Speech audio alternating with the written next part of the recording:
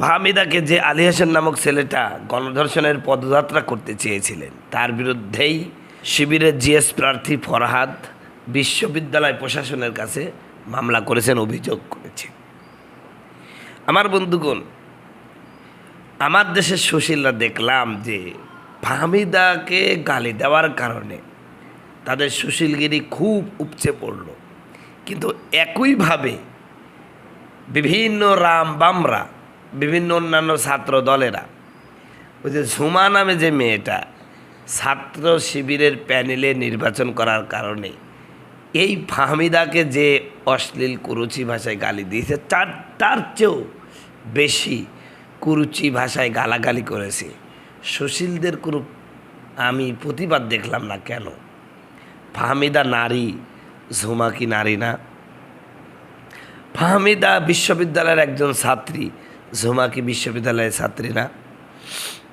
নিঃসন্দেহে এই আলী হোসেন নামে যে ছেলেটা এই মেয়েটাকে গণধর্ষণের পদযাত্রার হুমকি দিয়েছে, এটা নিঃসন্দেহে এর তীব্র নিন্দা জানাচ্ছি, বিচারের আওতায় আনার জন্য আহ্বান জানাচ্ছি প্রশাসনকে। সে সাথে ইসলামপন্থী কোনো নারীকে যখন কটূক্তি করা হয় তখন কেন প্রতিবাদ করা হয় না? তখন কেন মুখে কুলুপ এঁটে থাকেন? আসলে আমার দেশের সুশীলদের অবস্থা হলো মানবতার ফেরিওয়ালা পশ্চিমাদের মতন।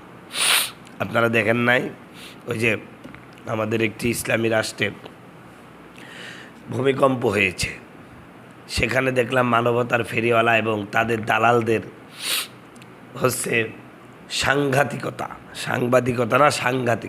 ওখানে তারা বলছে পুরুষদের তুলনায় নারীদের মনে হয় দেরিতে চিকিৎসা দেওয়া হবে। আরে বাটপাররা, মারছে মাসির দরদি বেশি। যে ইসলাম বলেছে, যে ইসলাম নারীদেরকে রানীর মর্যাদা দিয়েছে, সেই ইসলাম নারীকে ঠকাবে? আর নারীর কতটুকু অধিকার আছে, কতটুকু সম্মান আছে, এটা আমাদের ন্যাংটা সভ্যতার কাছে শিখতে হবে। এর চেয়ে দুঃখ আর হতে পারে না। সম্মানিত বন্ধুগণ, আমার ভাইয়ের, আমার কিছু অবৈধ সাংঘাতিকরা এই সংবাদ পরিবেশন করছে যে পুরুষদের তুলনায় নারীদের দেরিতে চিকিৎসা দেওয়া হবে। ঠিক তদ্রূপভাবে আমার দেশের এরকম। আপনি পক্ষে থাকলে আপনার জন্য এরা কাঁদবে, আমার দেশের সুশীলরা। আপনি বিপক্ষে থাকলে আপনি নারী হলেও আপনি কোনো বিচার পাবেন না, কোনো সুবিধা পাবেন না, আপনার জন্য কাঁদবে না। আবার এরা দাবি করে এরা নাকি নারীবাদী। আরে নারীবাদী হলে তো প্রত্যেকটা নারীর জন্যই এদের দরদ থাকার দরকার ছিল।